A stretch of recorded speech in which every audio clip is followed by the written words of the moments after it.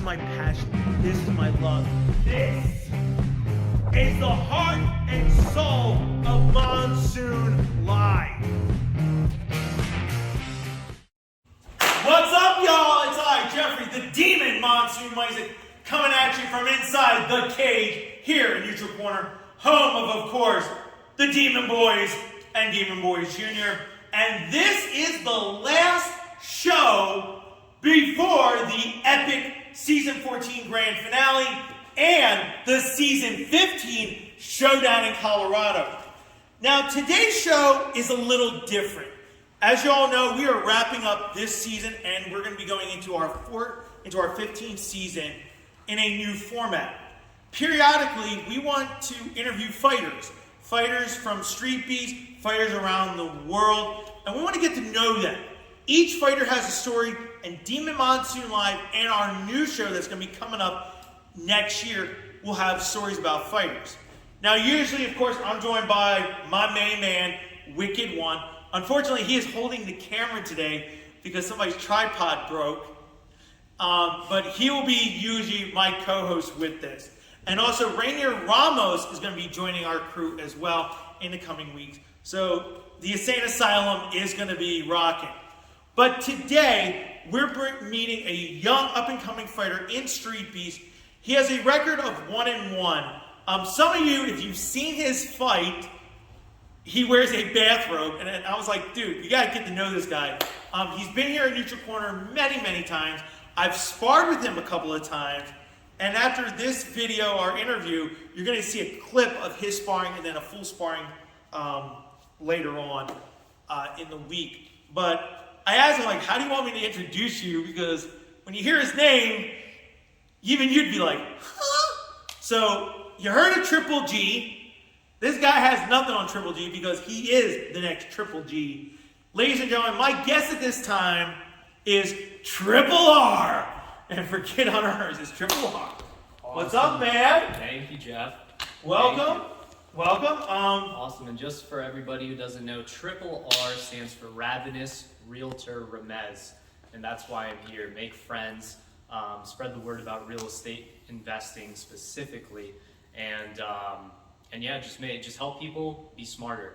That's about it. Dude, I tell you, we moved up here in the world. I mean, we got a crazy guy holding a camera, the autistic nutcase, and I got a real estate agent. This is pretty impressive for us. I'm not making fun of that. I think that's no, of course. I gotta ask. I was at church on Sunday, and one of my friends asked me, why do you wear a bathrobe? Because some of the pictures that we've seen, and when you about to step into the cage at Streetbeefs, you wear a bathrobe. Yeah. What's up with that? Well, why do boxers wear robes when they're about to go in the ring? That is true. You know, so I love the bathrobe. My mom got it for me off Amazon. I think it's David Archie. You guys can all steal my flow. I don't care. So I love it. It's super comfortable, and it's important to be comfortable before a fight. Now, let's talk about your first Streetbeefs. I mean, I have watched both of them. Yeah. Love watching you fight, actually. I've actually sparred with you. We're going to be doing a little sparring in a little bit, and everyone can see this. Trust me, this guy hits hard. If you've never been in the ring with this guy, your opponent in the first fight came up to me, asking me about your gloves and all this. I'm like, dude, just pick a pair of gloves on me. I'm like, it was strange, but it was a strange thing, but I want to ask you, as we want to get to know you as a fighter, what were your thoughts? Like, what made you want to come to Streetbeefs and fight? It all started, I have to give thanks to what you guys know him as Smoke, Cyrus. So he was actually my college roommate. I was briefly at college playing Division II lacrosse in the nation's capital at UDC. It's a very small HBCU school, but I was there. I was a lacrosse player. That was my best friend at college. So I saw his videos and stuff on Instagram, thought it was fun, and reached out to him, and he got me into it. Now, I know you've trained with King Madness. Shout out to my main man, Madness. Yeah. Always holding it down. Great friend of ours. He will be on the show eventually. We're going to get him on here. When you said to everybody you're going to fight, What did they say? What was the reaction of your family and your friends? Well, my mom is a very nice Christian lady, and she doesn't quite believe in it. However, she knows my spirit, and it made sense. So even though she didn't agree with it, she understood why I was doing it. Now, I do have to ask because I do it too. After I fight, I always call my mom. After you fought both times, did you make that phone call saying, "Hey, Mom, I'm okay," or did you wait a little bit? No, I just pretty much showed up and just told her what I did. I was like, "Hey, Mom, look at my fight," and she's like, "I don't want to see that BS." But you know, it is what it is. I just do it for me. I love the game. I love the competitive. I think that's really the real reason I liked fighting, and why I just kind of became intrigued by it so quickly. Is it's just the most competitive kind of sport ever. Now, did you, and I know you watched your friend fight, did you attend Streetbeefs events before you decided to step in the cage, or you said, you know, after you saw your buddy fight, you're like, I'm going to train this field? Yep, that's exactly what happened. It was just hard sparring, and I realized that with hard sparring, I was like, okay, I'm not bad at this, I'm not getting knocked out, I can take a punch. So, I'll go do Streetbeefs, see what happens. If I fail, I fail. Like that attitude on that. How did you, I know you're a real estate agent, but how did you come up with that name? Like, you know, fighters always come up with names. Our buddy Wicked came up with his name. He had two names. Mine was kind of merged because of D. Shaw and my weather passion. How did you get to your nickname? That's a great question, Jeff. So, like you said, I was thinking about incorporating real estate into what I wanted to do as a fighter. You know, just a little bit self-plug. I've done a lot of business, or a little, you know, my team's done a lot of business. I've done a little bit in Winchester area. So I just wanted to make it aware, make it known, and give people inspiration that you can wear both coats. Nice. Now, I gotta ask this because I hear this from a lot of fighters. Do you have coworkers that recognize you now? Now that you've had two fights, you're not. I know you're getting up there in the rankings. You know, everyone's like, people have noticed you. Rankings, no, I'm a people have noticed you. I mean, there are people that notice you. I do read all the YouTube comments, comic relief. Yeah. But do you have people coming up to you saying, "Hey, I saw you fight. Hey, you're the dude that does this." Have you been recognized a little bit? At my second event, I was recognized, and I didn't have my robe on, so they didn't recognize me at first. And then once they finally just clicked in their head, they were like, "Where's the robe? Where's the robe?" So I don't know what it is with this robe, it's an infatuation with this robe, but it's very fun. Well, I will say this. What I had seen you in here multiple times training. I've trained with you a little bit. We've sparred a few times. When I realized that you were fighting, and I looked over and I didn't recognize you for your first event. I was like, "Who's that dude wearing the bathroom?" And that just tells me it's you. And I'm like, and I go to Dane. I said, "You gotta watch this guy." So I'm like, he's gonna beat this guy up. And it was a great fight, both your fights. It was very emotions. You know. Yeah, tell us about your experience in that first fight. So sparring is completely different from a fight, and that was something I just had to jump into and realize that your emotions get the best of you sometimes, and you have to always stay disciplined and almost cold and stoic and just very targeted. Now, how did you feel when you're in that cage now? You're locked in the cage. They've done the intro. You're about to fight. You are surrounded by everybody's around that cage. You've never been to Streetbeefs. You can feel electricity in the air.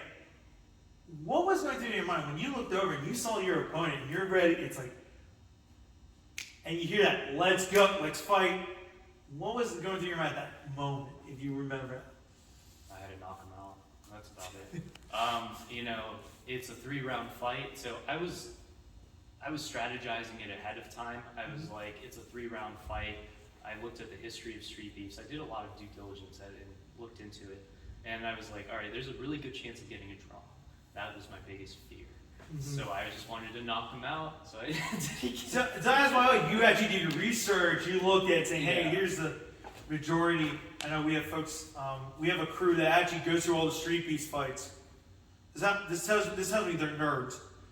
And I'm one of Kingham. They've gone through it and they said, out of all the fights, it's 25% to 30% of the fights end in a draw. And the rest, it's a flip of the coin if it's knockout or tap out. They're still working on this.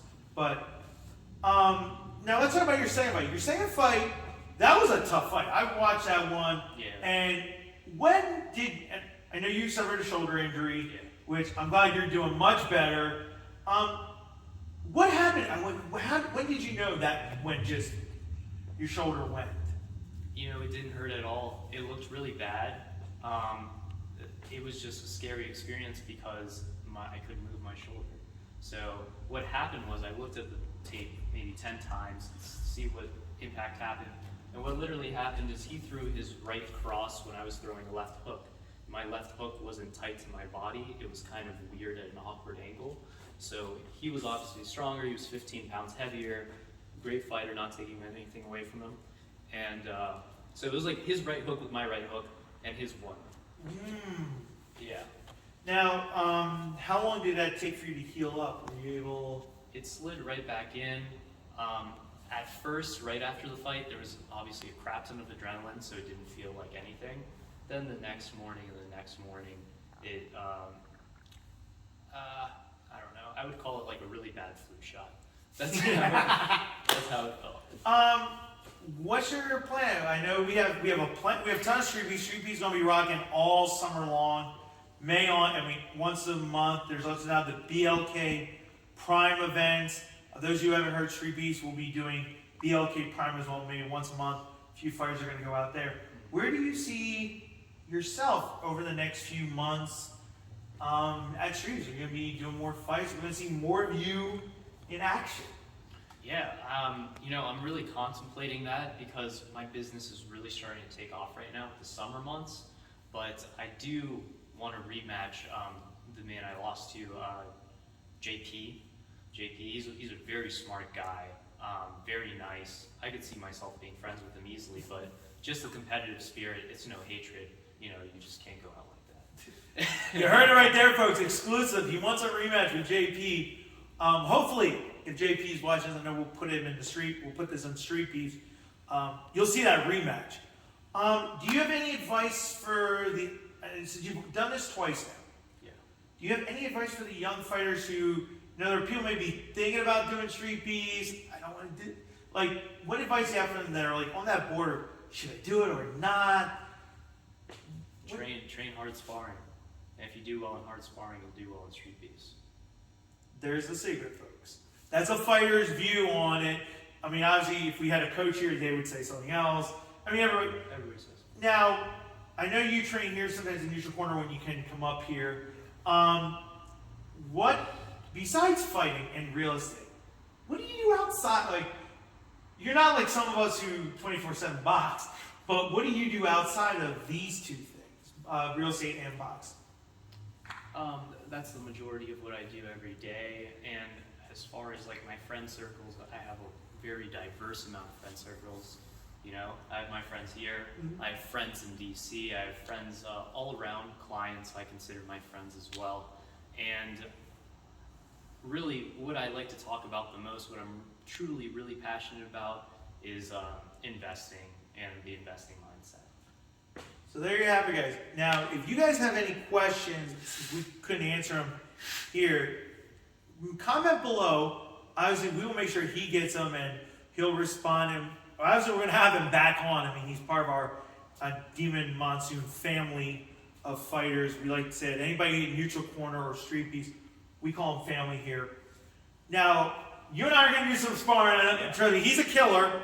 Everyone's like, oh, you're Mr. No. These guys make me better when I get to spar with guys.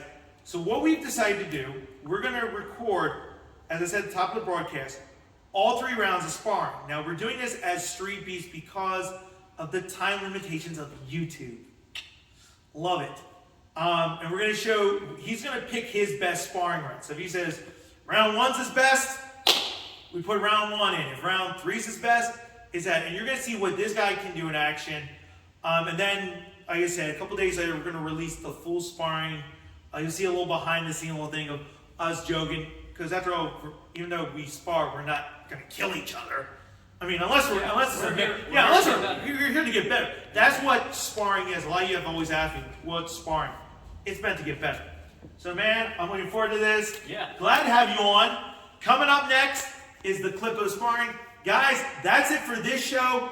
Next week, the amazing season finale where Wicked won and a Ramos wanted to challenge the old demon.